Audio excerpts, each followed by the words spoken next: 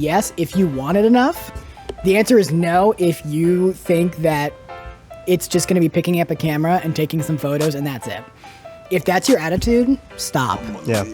Like, if you're listening to this and you are having the opinion of, I'm just going to pick up a camera and go take some photos and make money, you're doomed to what we talked about earlier with that Dunning-Kruger thing. You're doomed to have that giant fail, right, and you won't pick back up. Right. If you go in with the assumption that, like, this is going to take a lot of work, and it's going to take a lot of practice, and like, I'm going to get a lot of rejection. One of my most funniest guests on the show, Brian Davis, a local photographer who serves Sonoma County, talks about starting a photography business in the middle of a pandemic. How his interest in drawing led him to photography and making money from your art.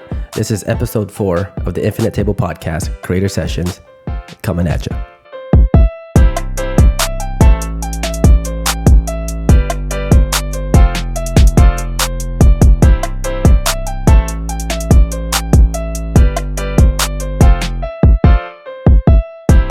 Infinite Table Podcast, episode 4.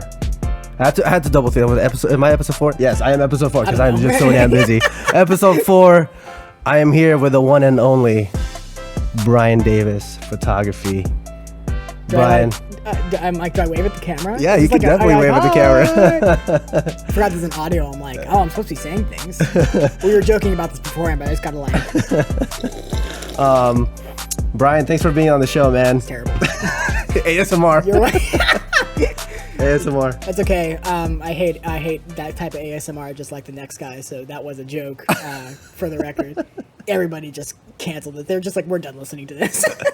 Just hear the slurping sounds. Thank you for having me on. Of course. Anytime. Infinite Table Podcast, Creator Sessions, spin-off series. Yeah. So the spin-off series is basically I'm trying to interview photographers, videographers, content creators, models, and how they just try to make it into this industry and how they make a living out of it.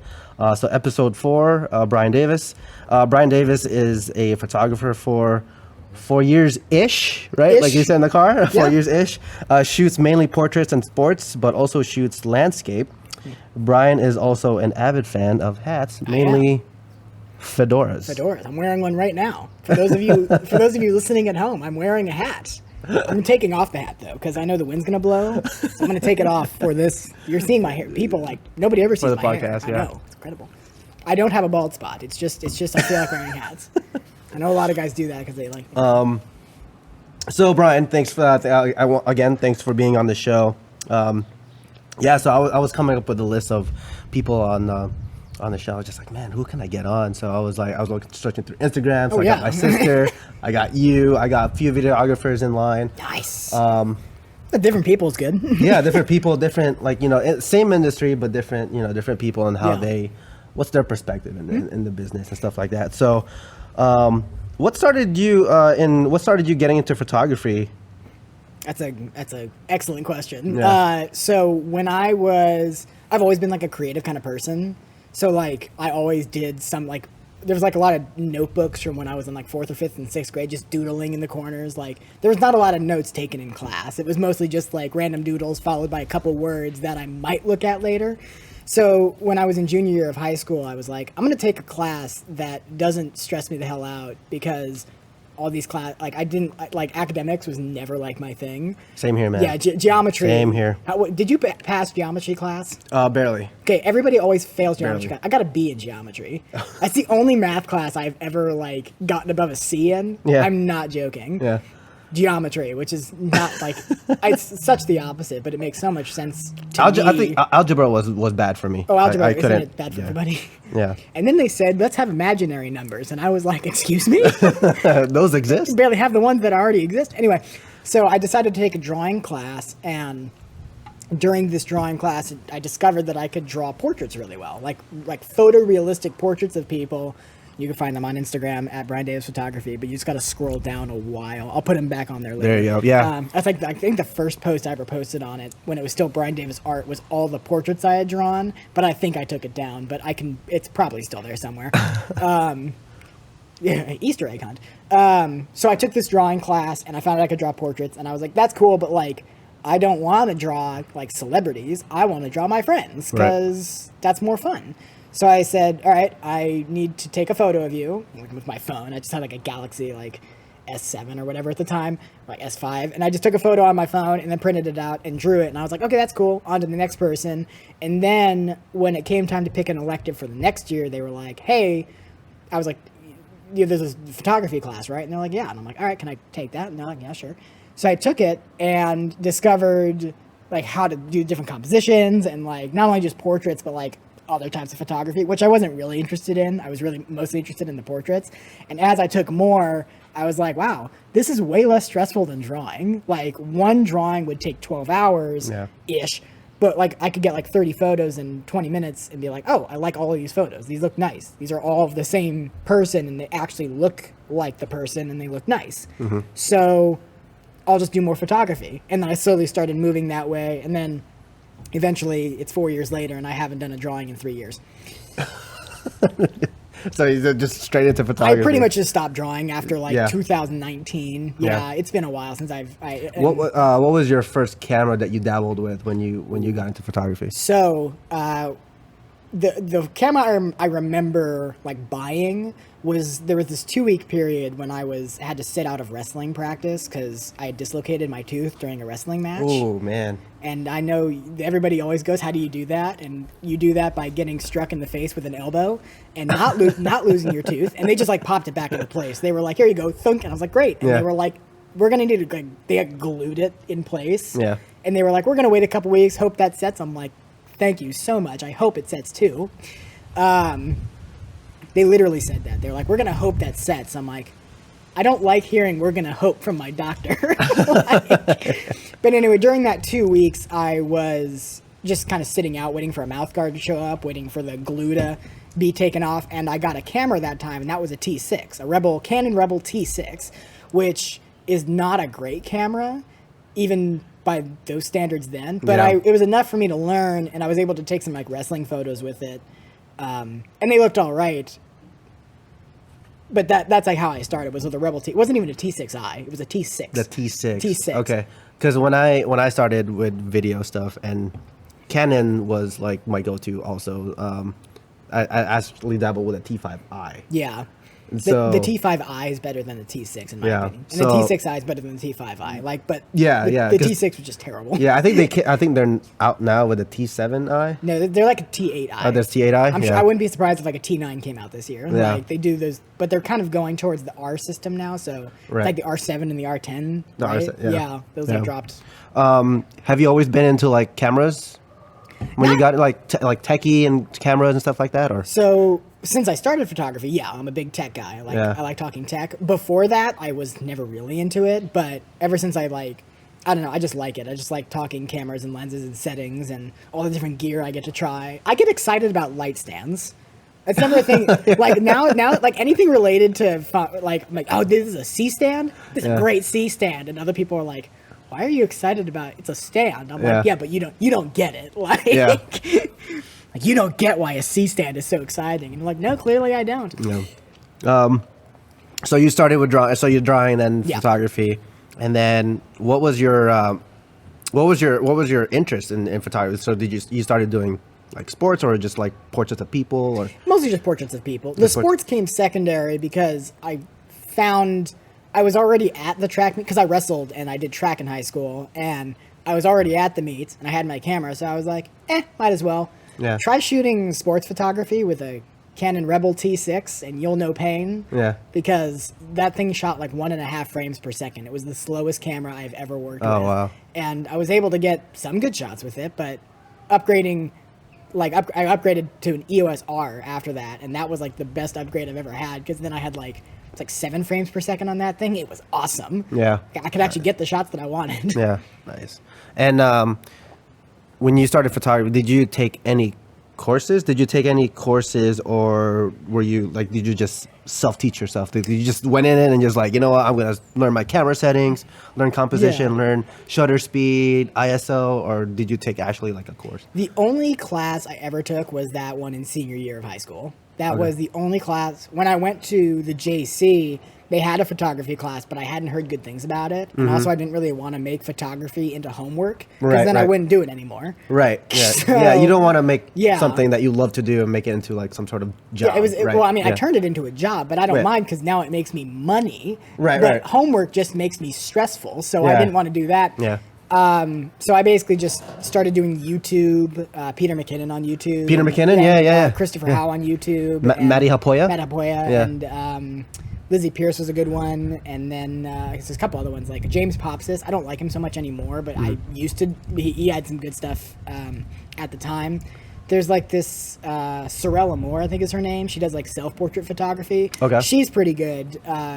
She annoyed me at first, but then I actually, I watched a few of them. I'm like, okay, like the knowledge is good, so that's fine. But yeah, those are good. But I just would watch and rewatch. That's the kind of the important thing was I would just watch the same video like 7 times in like, a month. And by the 7th time, it's like I've pretty much I already know what you're gonna say before you say it, but that's how I got the information stuck in my head. Right. So now I can just like spit it back out in a second. Right. And that's Quiz the me, and quiz that's the thing with today's technology and today's learning curve is you can definitely, because YouTube is a library. Yeah. You can learn anything from YouTube. I It's call like the it, most terrifying tool on the planet. yeah, Like, it's, you can it find is. anything It is. out. It definitely is, and that's what I call YouTube University. Yeah. I call it YouTube University. But then there's also like platforms like Skillshare, Udemy, and all these other like online Udemy? course. Yeah. What's Udemy? Udemy is it's almost kind of like Skillshare. Like there's like an online Okay. like online courses that you subscribe to every month, and then you take it. I had a cousin who used to work there as an accountant, but she Udemy, Skillshare, and all these other platforms where you can learn. And that's the thing with today's day and age is you could actually learn online now. You don't have to go to like a formal school. And I mean you can, but like you said, you don't want to make it into a homework. I mean, so- some people, I'm sure some people are great at it. I know one guy, a friend of mine, Logan, went to this school in like Montana, I think. It's like a photography school in Montana. Yeah. And he loved it. He came back. He was like, dude, this was awesome. You would love it. I'm like, I guarantee you I wouldn't, because I just don't like that kind of schooling. Like, I don't mind school, but I'm also not like eager to go and sit in a classroom for another like 4 hours a day. I'm like, not really my thing. I'd rather Yeah. go and do something and learn like in the field by just practicing over and over again. Yeah. And like maybe that makes it harder to learn, maybe that makes it slower, but I just prefer it. yeah. So I'm gonna do that because I prefer it. What challenges did you have to face with your creativity? Like, what do you mean? Like any challenges, like any learning curves that you had to kind of get over, or the confidence levels, or Well, everyone has the same. I feel like everyone has the same learning curve when it comes to photography. Where when you first pick up a camera, you're like, I have no idea how to do this, and then you start taking some good pictures, and you goes up to here, and you're like, you think you're the shit. You're like, Yeah. oh, I'm so good. Like, these are great shots. Yeah. And then like another photographer, this is what happened for me. Like some other photographer, you'll like follow them, or you'll see their photos, or somebody else will kind of like critique you, or you'll find out some piece of information, and you'll go from up here, and you'll just crash. It's like the Dunning-Kruger effect, where you're like, Right. you're up here, and like, Right. so you go up, and then you just get crushed, and you're like, oh, maybe I'm not as good as I thought anymore. And Yeah. I think a lot of people quit at that point when they're like, I don't think I'm that good anymore. Yeah. But I was like, well, all right. I like clearly like several people were telling me like, you've got an eye for it. You just need to practice and like do this and do this and do that. And I was like, oh, okay. Right. So I started learning, and back up I went. And now I actually know what I'm talking about, and I can take good photos. yeah. Do you think anybody, like any Joe Schmo, can learn photography? Yes, and also kind of no. I think that having an eye, being able to pick up a camera and look at any spot and take a photo, is an innate skill that some people have. And like some people are just artistically minded and can just be like some people sitting here in front of you, like me, I can see a photo right here, I can see it, like, take it, done. Right. Other people would stand here and be like, I have no idea how to take a portrait. It's like you point the camera at the face and you take a picture. It's like, yeah, but it's so hard though, but landscape. We're in front of a beautiful landscape right now. Right. For those of you not watching at home, we're in front of a pretty nice landscape with some Yeah. like nice buildings. It's nice little Petaluma. white- yeah, Yep. it's very beautiful. Like I am terrible at landscape. I would look at this and be like, yeah, I can see why somebody might get a good shot, but I wouldn't. However, even though I think that is something that is an innate skill that some people have and some people don't, like my dad's a creative guy, he can see photos really well, but my mom, she's good at sewing, but any visual art, no, not happening. But like, I think that you can pick up a camera and learn the settings, and then you can be taught how like composition and how to find different, like it just takes a while of trial and practice to see the photo, to like see like, oh, I'm at this landscape and I can see it. Like, oh, I can see why this would be a good photo. And I think that just takes practice of taking a bunch of crappy photos. Right. But I think you can learn the composition just fine. But I think if you don't have that innate skill, it's harder to learn that, because if you don't have a creative eye, it's hard to be creative. Right. Absolutely. Yeah. No, absolutely. Yeah. Well, I've attended these couple of like these photo styled shoots, and last weekend we were at a mall at Concord. Nice. And I think I've been there. Yeah. I think I know what you're talking about. Yeah, as a Concord. So we were at the shopping mall, and we were trying to make a photo style thing, and then the photographers were doing their thing, and they're like, yeah, pose like this, pose like that. And then when I saw their final work on Instagram, I was like, at a shopping mall. Wow. Yeah, right. Well, I mean, some people, and I even struggle with places like when I walk into a shopping mall, I'm like, this is not my thing, right? Yeah. Like, I'd rather go into some like weird flower field somewhere. I'm like, this is nice. I think it's the same with the model too, is that if the photographer can direct the model or your client or whoever it is into like looking good, like quotation marks, right. looking good, posing right, making you look a little more, taller or more powerful or more artistic, whatever word you want to use for that. I think it's partially the photographer's job to do that, but I think if you have a model who's like already knows their angles and is really confident in their body and like knows how to pose themselves, that will elevate your portraits from like a 5 to a 10. I think that matters, especially for portraits, just as much as the photographer knowing what you're doing. Because if the photographer knows what you're doing and the model has no idea and is really unconfident and doesn't really, is like, I don't know what I'm doing here, you're going to get photos that look like the person was uncomfortable. Right. And that's not a good portrait. Right. Unless you're going for that. I mean, that's I think, a weird thing to go for. And I think that's your job, and also as a videographer's job, is to make them feel comfortable. Yeah. Make them feel like, just make them feel natural. Well, if you show up and you're like being weird. And I would know nothing about being weird at all. I'm never weird ever in my life. I don't act strange or odd or say weird things. I don't know who would ever do that. But like, okay, there's a difference between like weird funny and weird. Yeah. If you're sitting there like, hi, right. I'm going to take pictures today, go stand over there. It's like, okay, I'd like to leave now. Right. But if I show up and I'm like, hey, how's it going? We're going to have a good time. Let's go to this place over here. And I'm like cracking jokes and I'm like telling like your mom jokes, like stupid jokes. Like, and then you're like, oh, okay, that's kind of funny. Like, haha, like we're having a good time now. It's like all of a sudden you've gone from this is serious, I'm getting photos taken, to oh, okay, he's just a guy. Like, right, yeah. Like, he's just a guy taking photos, and I think that helps a lot. In my opinion. How did you work on your directing skills when you're like people telling people how to pose? Like, how did you just build that over time? Like practice. One of the key moments for me was. So April Jackson is Jay Jackson's sister, I believe sister. And when I took a communications class a few years back, and in that class they had a presentation on, it was like a directive, like you had to, I don't know I can't remember what the word was, but like in the presentation you had to show people how to do something. So I was like, oh, okay, well, I'm learning a lot of photography right now, so I'll do a presentation on how to model. Right. Well, in order to do that, I need photos of somebody modeling. So I asked April, I was like, hey, you want to help me out with this real quick? I can direct you how to model, and then you can get some photos, and then I get some photos, and then it's great. And she was like, yeah, sure. That shoot where I was kind of directing her how to do things, I had to Google like on YouTube, like how do you model, like how to model women and how to model men, and how do you model if you're not a model, and blah, blah. And I could watch like 50 videos on it. I probably literally, like, I watched as much as I could and just, like, absorbed it. And I was like, oh, okay, well, leg like this and arm like this and head this way. And if you've got this body type, you want to pose like this. And you want to thin up if you want to shoot from a lower angle, if you're a shorter person, so you look taller and you want to do, and so I took that information, shot with April, and then from there, I just started applying that to other photo shoots. However, having somebody who was down to, like, she didn't know a lot about modeling at the time, and I had no idea how to pose people, so she was open-minded to it, and I was looking to learn how to direct. So it was a mutual benefit for both of us. Yeah. And that's how I got it started. Yeah, because I saw your photos on Instagram. I'm just like, wow, it looks very professional. I actually redid that shoot 2 years later. There's one with April, because that was like one of the first like official shoot, if you will. Like before that, they were all kind of like but that one I was like really trying. Yeah. And then I recreated that with April 2 years later, and the difference was like astonishing. Yeah. In nothing else than like just the editing style, and of course the way they were posed and like the photos that I sent. I looked at the album and I was like, I cannot believe I sent some of these photos to April.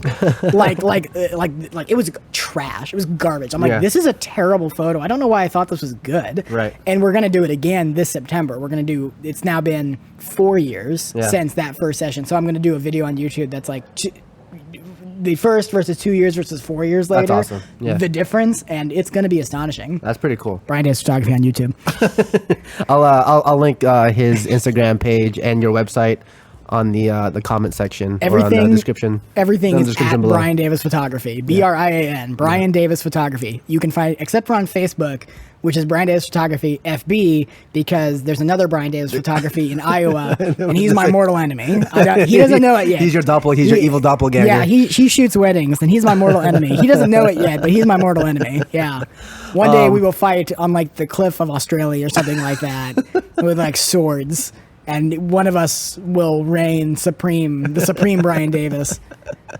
There could only be one, right? There could only be one. Yeah, he got Brian Davis Photography on Facebook, and I'm still salty about it. With post-production work, do you work with Lightroom and Photoshop to get the color grade theme You know what's funny? of the... I'm terrible at Photoshop. Really? I am trash. Like I can do. Okay, it. wait, no. You're lying to me. You're lying to me because I saw a post. Let's go. Go for it. I saw a post on Instagram, and there's a Photoshop like of the girl on a table, and there's like multiple. Okay. So how did you play? I was like, how did you do that? We're gonna come back to that because that's so easy. It's not even funny. Like you could do that just like right now. Yeah. It's not hard. Like it does not take a lot of set. We're gonna come back to that. Okay. Lightroom is what I use for batch editing for like the main because I'm not doing like heavy editing. Where I guess like a little bit. I'm going in. I'm editing out your acne, and then I'm like doing my creative adjustments, and then I'm exporting, and I'm doing that times 100 photos for your session. That's just Lightroom Classic specifically. I don't like the newer version of Lightroom. Yeah. I find it more difficult to batch edit for some reason, which you would think it would be easier to batch edit with the newer version, but blah, blah, blah, whatever. What you're talking about on Photoshop is duplicating somebody in the same photo, and it's kind of like what they do in movies when there's like a clone, but there's only one person. Like you have one actor, but you're cloning the person. You have the person stand on one side of the frame, and then on the other side you have like you keep the camera on a microphone. You keep the camera on a microphone. You keep the camera on a tripod, and you have like if the camera's facing this way, there's a stand for this. If the camera's facing this way, you have one shot, you have this person on this side, maybe with a dummy, like giving the lines on this side so it doesn't look too unnatural. And then you swap and do the second shot, and then you cut it together and put this half of this and this half of the other when you're putting it together in video. It's the same thing for the photo. You put the camera on a tripod, you take one photo of the background of nothing in the frame. So if it's like this table right here and we're duplicating you take that camera and you take a photo where you and I are not sitting here. Like everything else that you want in the frame, you leave. Actually, you just take all of this out. Just take all of it. Just blank. Then you bring it all in. You sit there with your headphones on, and I'm not sitting here if we're duplicating you. Right. Take the photo with you in it, and then you just kind of leave this here. Maybe hide the microphone, maybe hide the headphones, or take it all out so you can just erase it later.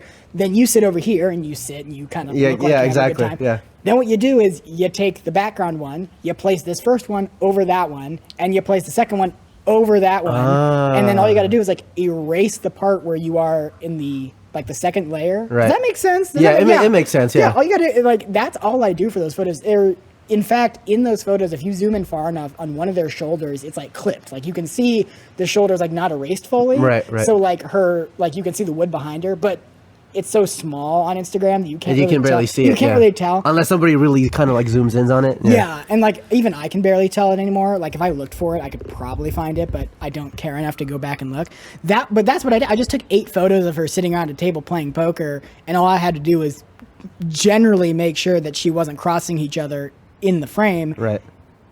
which is pretty easy. You just kind of had to remember, it's like, oh, this card is like the center point, so I can't be crossing the center point. If I stay here and you're on the other side, not crossing the center point, then they won't overlap. Like, you don't have a problem. Right. See, very knowledgeable, guys. It's literally stacking 2 photos and erasing one of them. I learned this in my photography class in high school. Yeah. It's the dumbest and easiest thing you can do. It's remarkably easy. I can do a tutorial on it. I just gave a tutorial on it. Yeah, basically, yeah. That's golden information. Free, like, yeah, go do that because that hasn't been done 150 times by me. Have you had any like nightmare clients yet, or no? Oh, that's a good question because not really. Yeah. I've had awkward clients, so I'm not going to use any names here because I don't know who's going to listen to this. Right. So I'm not gonna like name names. Yeah. But I'm sure if they did, they'd know who they were because this is like a very specific client. So I'm gonna try to be as vague as possible here. It was a senior session, and it was this person who had hired me to take photos. Who had asked me if I could take photos of one of their siblings. Right. And it was that person who was graduating, and the parents wanted some photos, and I was like, okay, that's fine. I met up with them. This is when I was like still starting out fair. Like, I think I only charged like $60 for the session. Like, that's how long back it was. Oh, wow. Yeah, it was like 2 or 3 years ago. But the entire time I was like talking to them, I was like, yeah, so we're at like SSU campus. Oh, we're going to walk over here, and then we're going to shoot over here. And like, how does that sound? And the entire time they had this facial expression. Like, okay. Yeah, that sounds good. Oh, okay, that's good. Sure, why that's not? cool. That's fun. And I'm like, do you hate me? do I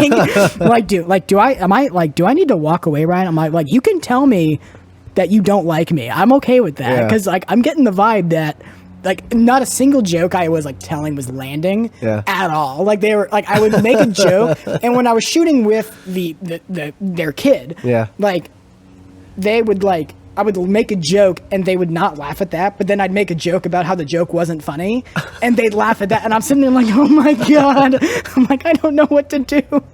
I'm like pulling out all those stops. And at the end of it, they gave me like a $20 tip. So that was nice. But I was like, and they ended up ordering like a ton of prints. Like it wasn't even that great of a session in my opinion, but they ordered a bunch of prints from it. Right. So I was like, I'm getting mixed messages from this the entire time. So I generally try to find more upbeat or funny or fun clients. Yeah. Because I haven't had any nightmare ones. Yeah. I haven't I think I'm pretty good at judging people. Yeah.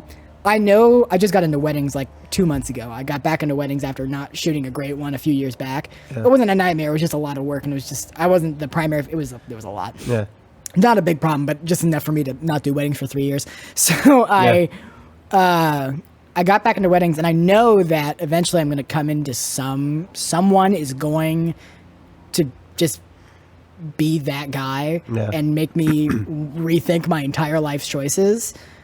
But that's why I do wedding consultations, so I can determine whether or not you're an asshole before we get to do the job. Right. And so I'm not getting to the job and finding out now that you're just a tool and you're going to mistreat me the entire time. Right. And your bride is not a bridezilla. Yeah. And I've had 2 weddings so far. The second one I did was the first one was one of my mother's employees. She was awesome. She was like, we want like 2 photos. Everything else is gravy. I'm like, oh, yes. That's great practice wedding. Yeah. The second one was like the sweetest couple I've ever worked with. They were like super nice the entire time. They were like, oh, we want to do these photos over here right now. How's this sound? Does this sound great? Okay. And they were like perfect for each other. I was like, can I get more clients like this, please? Like all of them. I want all of my clients to be like these 2 because they were just fun. But we don't live in that type of world, so we don't live in that reality. Shit, no kidding.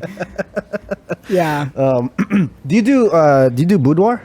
Sometimes. Okay. So you won't find it anywhere on my Instagram page because I'm starting to care a little bit less now. Like I posted this photo a couple of days ago, horses on the beach. You might have seen it, where the girl was wearing a swimsuit, which I don't really consider boudoir. It was more of a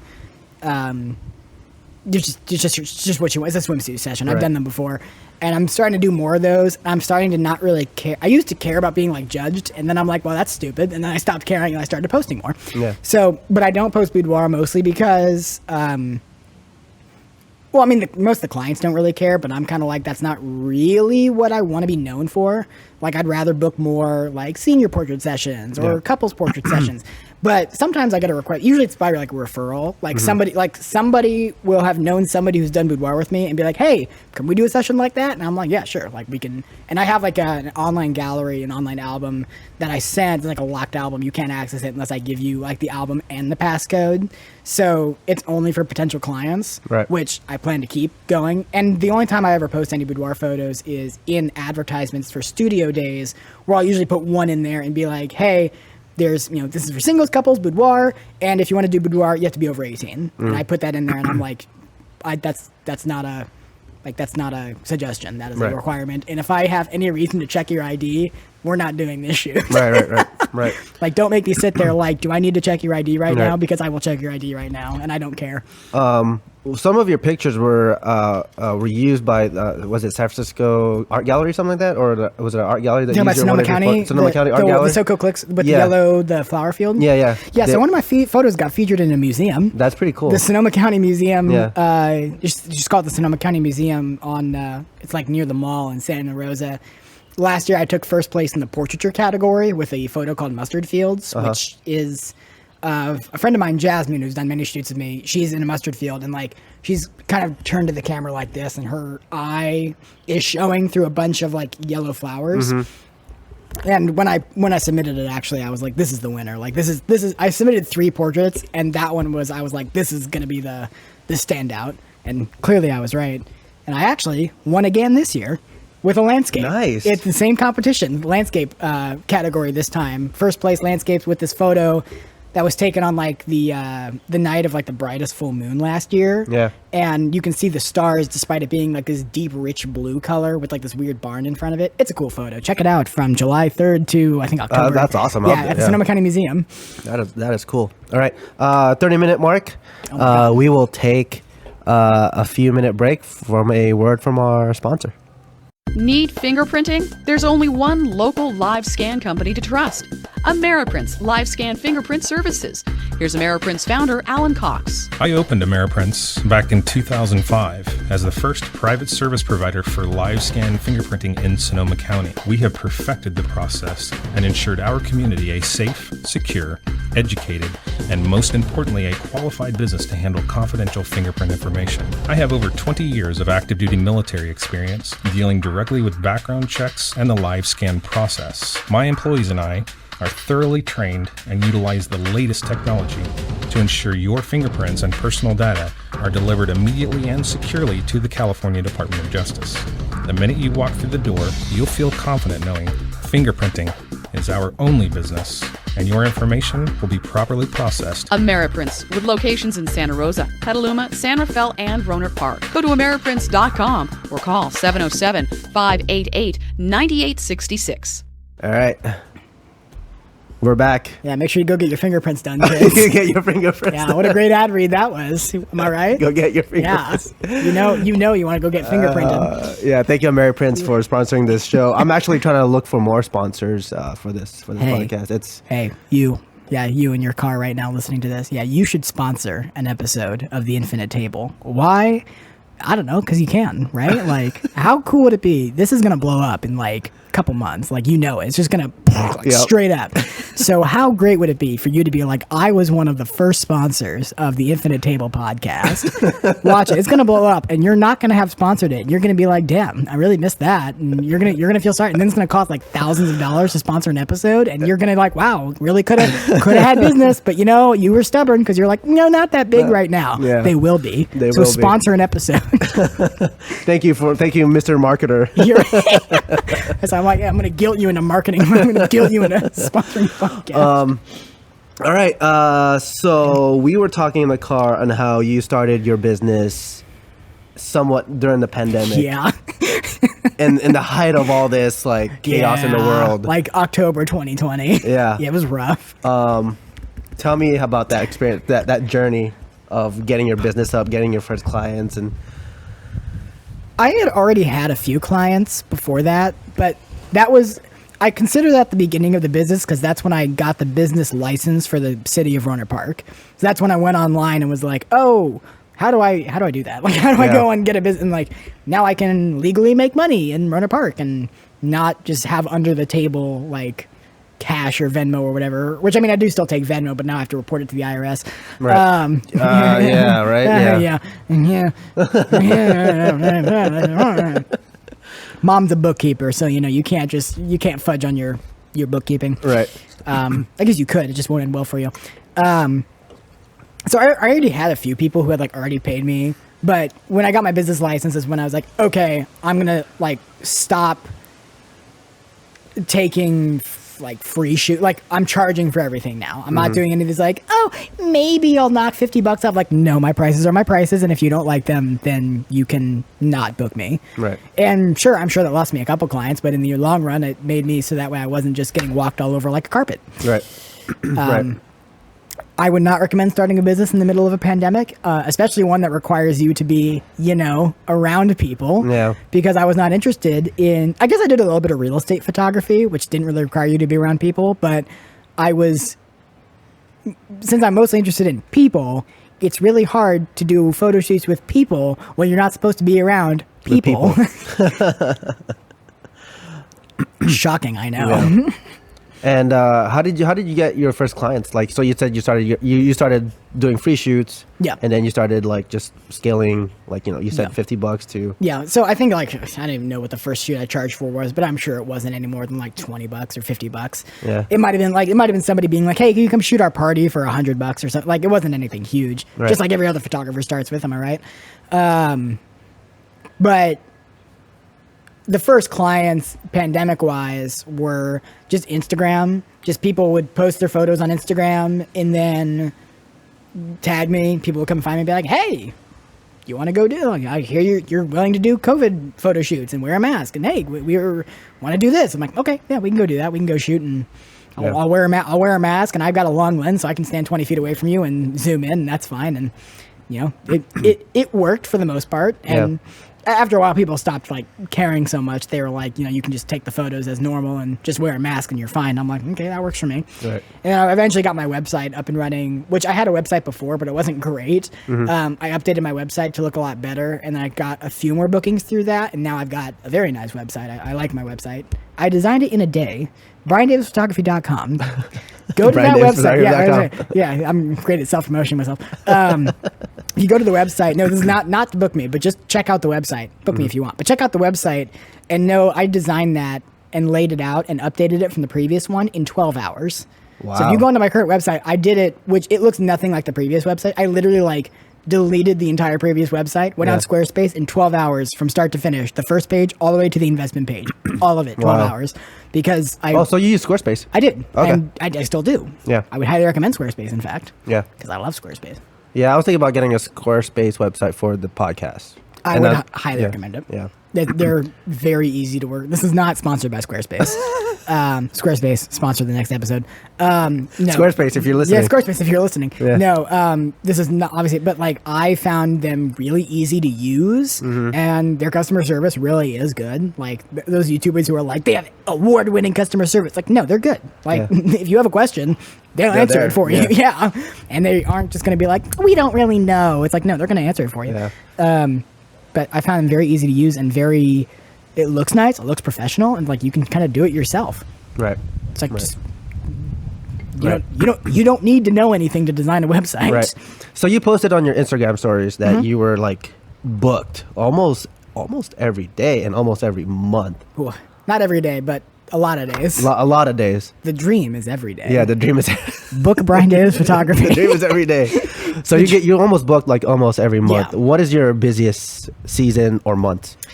I have not had enough seasons and months to tell you that, but I would venture a guess that the end of July, August, September, and October is going to be probably the busiest overall, because a lot of people are going to be booking their senior portraits at that time. Right. Because you always come out in here and you're like, hey, book your senior portraits early, so you get them out of the way, you get nicer weather, you're not scrambling. Right. And you know what happens every single year?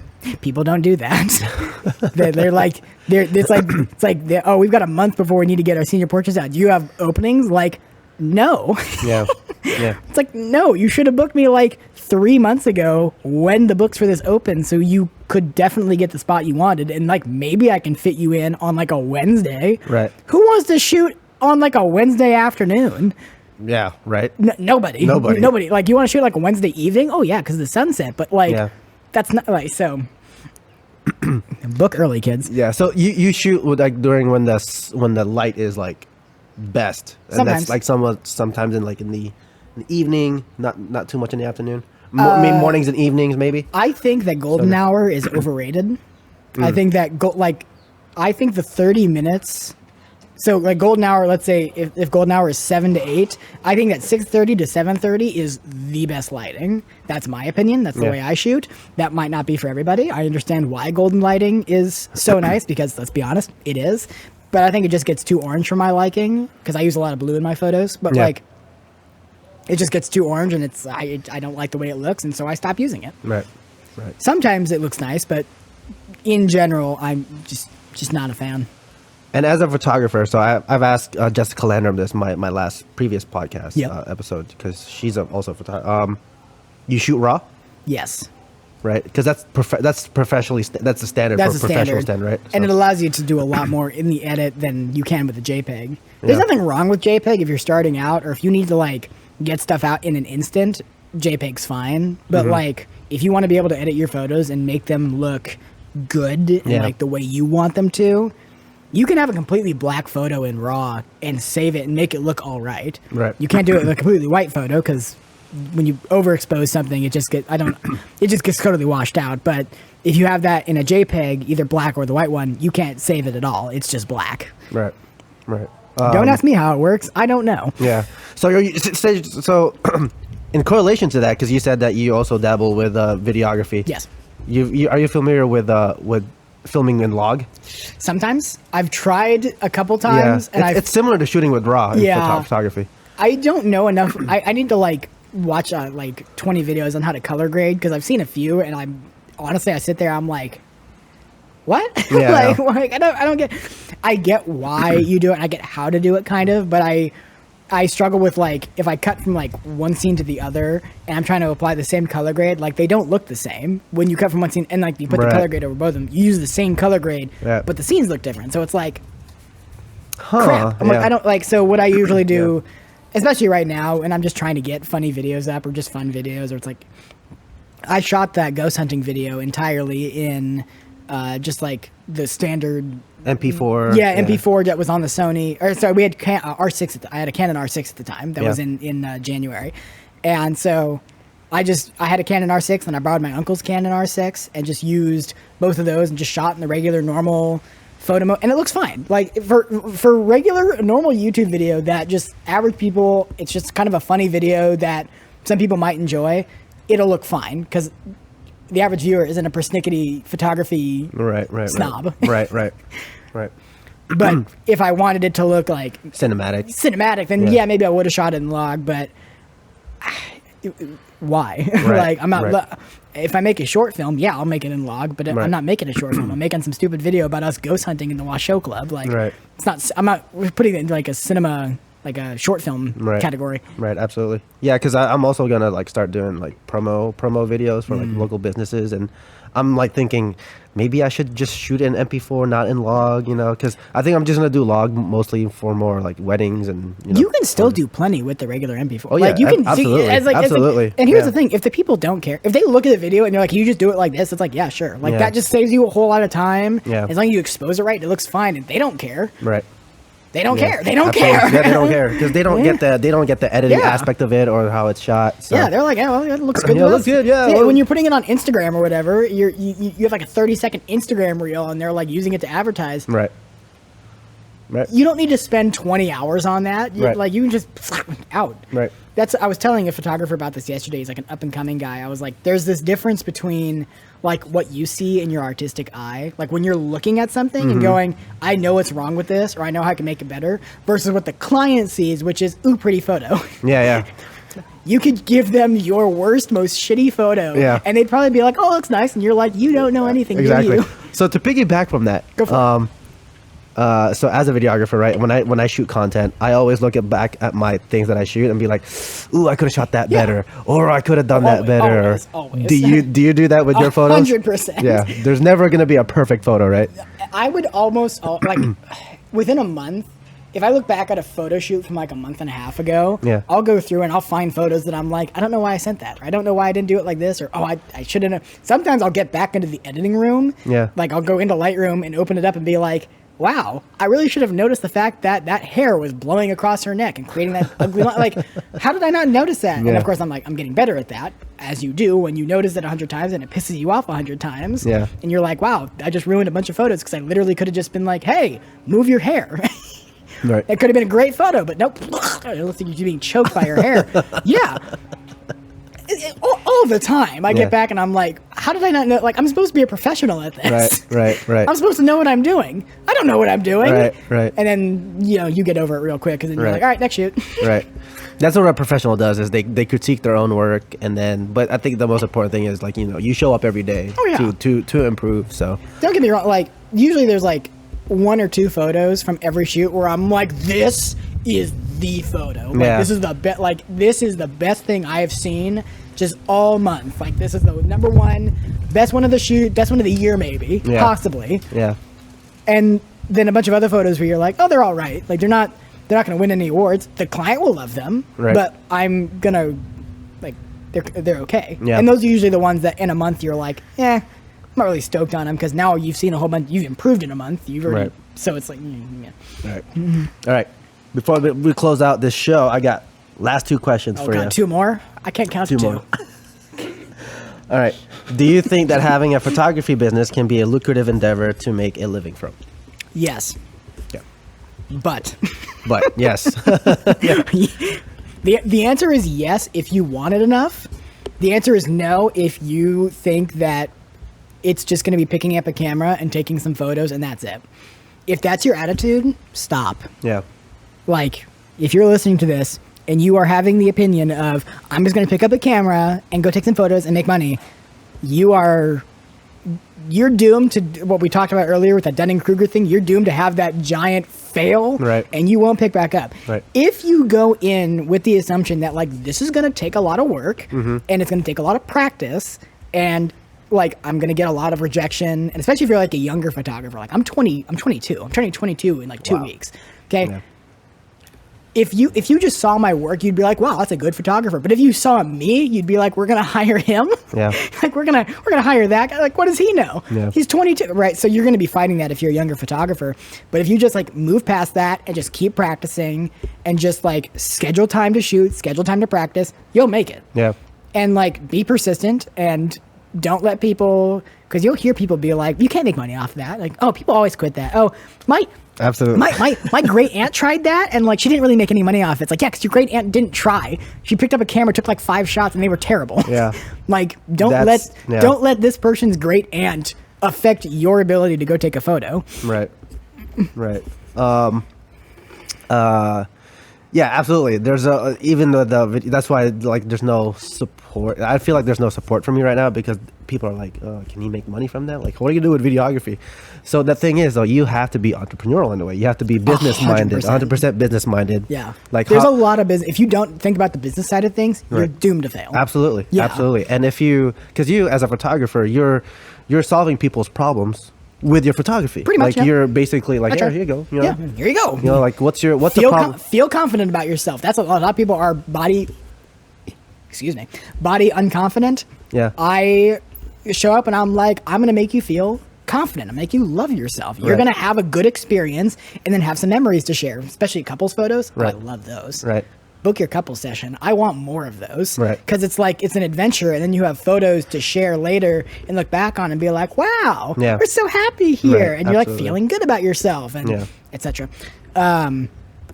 And I think that's what most people like fail to do. It's just like, yeah, I'm just gonna pick up a camera, shoot photos. Yeah. It just becomes a very expensive hobby. Yeah. You know? Yes. It just becomes And a very it's- and expensive it's hobby. expensive. It's just like, oh, I need my That's- new lenses and that's- shoot photos, but then Okay, hold on. This is Yeah. a pro tip. Don't go for the fanciest gear just because it's like the newest thing out there. Mm-hmm. I own, right at this moment, a 15-year-old 70 to 200 2.8 lens that I use on my Sony camera that I adapt. Wow. I bought it for $800. Yeah. The newer ones are like $2,000, $2,700.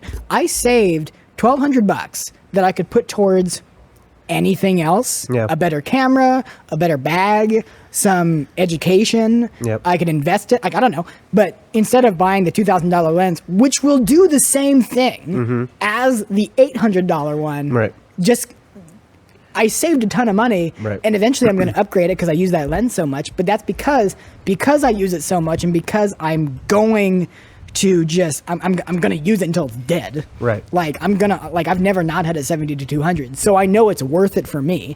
If you don't know if it's gonna be worth it for you, buy the crappy one, and if you use it till it breaks, buy a newer one because clearly you're gonna use it. Right. You said something about videography and people not getting why you can make money. I love that because I think a lot of people will watch like TV or movies and sit there and be like, do you just assume that how do you think that gets to you? Yeah, like exactly. Do you think that people just like I really want to ask people who don't think there's any like skill, like when you watch like the news. I took a class this last semester which was studio production and like how to do live studio production, and it was the most complicated photography videography thing I've ever done. There was so much, and I'm like, wow, I have a greater appreciation for literally like putting a picture box next to you. It is so hard to do that right and on cue and not look tacky or like there's people like pressing 100 buttons and like a director doing this live being like, all right, bring up the left picture box, all right, bring out the left picture box, move the camera over this side, dot, dot, blah, blah, and like spitting out directions to a crew of 20 people. Right. And then you're watching it at home just being like, ha, funny news, and you don't even realize how complicated it is. Right. And I really want to talk to those people, like, how do you think the news gets to you? Do you think they just set up a camera and it just does everything automatically, exactly. right? Absolutely. And businesses today, because businesses, after the pandemic, they're trying to, pick back up. And so they need advertising, they need marketing, they need video content for their Instagram, social media, Facebook, or whatever. And of course, Instagram's like, what is it, like video sharing now? It's they have reels now. And it's like, but videos go everywhere and video is powerful. So video is king. It's king. Yeah. It's like, let me tell you something. As a photographer, video is the future. And I am scared of this. And that's why I'm learning video. Yeah. I think, but I also think that photo will also stick for a really long time. There's still going to be plenty, but like, I need to be adaptable, which is why I'm learning video. Right. Which is a good thing. Yeah. Good stuff, man. Really, really good stuff. Last question. Where do you see yourself with your business, with your career in photography? Where do you see yourself in the next, 5-10 years? Like, do you see owning a studio, having other people work under you? How do you? I love this question because I get asked it a lot, and I usually have the answer of I have no idea. And the 5-year plan is to own a studio at some point. I would like my own studio space that I can set up and record video in, record a podcast in, or do some indoor photos, or boudoir, or just like indoor couple session, or like an editorial session just inside. That would be nice. Yeah. But when you say like 5 or 10 years, I'm like, I have no idea if that's going to happen in 5 years. I'd have no. It could happen tomorrow. For all I could win a lottery. Right. I'm not in any lotteries right now, but like, who knows? Some heiress could die and leave me $1 million. That'd be nice. But like, we all wish. Have you ever heard of BNI? Business Networking International? No. They're a referral-based marketing group, and my mom has been a part of one since I was like literally born, since before I was born. Okay. And so I've been around this BNI since forever, and I was always in the cards. Like I was always going to join a BNI chapter at some point because I know that it can like help you grow your business. I would recommend you check into it. Okay. Actually, if you want to come, this is like totally off topic. If you want to come check out our meeting, which is every Thursday morning, if you feel like it, that would be great. Morning. Okay. Thursday, like 7 a.m. to 8:30. I don't know if you're doing anything, but that's besides the point. Okay. It's like we'll talk about. I have a 9-to-5 job. Hey, we'll talk about this later. We'll talk about this after the podcast. I mean, I do need some networking, but yeah. It's great. And anybody on the podcast who is looking to grow your business through referrals, like specifically through referrals, but also like help other people grow their businesses through referrals, that's the key part.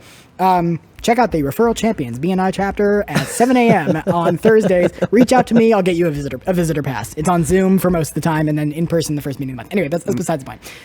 I know how powerful BNI is to like grow your business because my mom went from like a small time one person bookkeeper. Now she has like 11 employees and she's like one of the biggest bookkeepers in Sonoma County. Crazy. She's owned her business for 20 years and been in BNI all 20 of those years.